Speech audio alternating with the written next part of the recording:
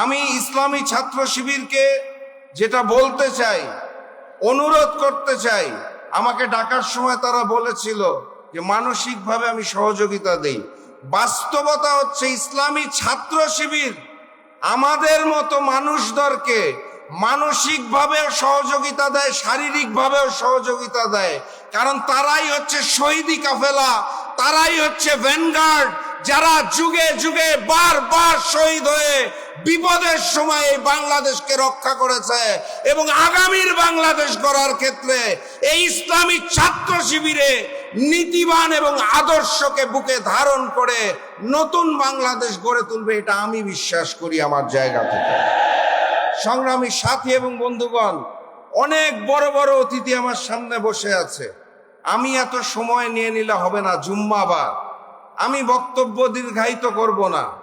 আমি শুধু ওই বলিষ্ঠ শপথটা শুনতে চাই, ওই উজ্জ্বল চকচকা দৃষ্টিটা দেখতে চাই, যেই জায়গাটাতে ইসলামী ছাত্র শিবির ভ্যানগার্ড হিসেবে, শহীদি কাফেলা হিসেবে প্রথম কাতারে দাঁড়াবে এবং আগামীর বাংলাদেশকে গড়ে তোলার জন্য, আগামীর নেতৃত্বকে গড়ে তোলার জন্য আজকে যেভাবে জাহিদ ভাই আছে সেভাবে অন্যান্য ভাইরা দায়িত্ব নিয়ে এগিয়ে আসবে। আমরা আমাদের জায়গা থেকে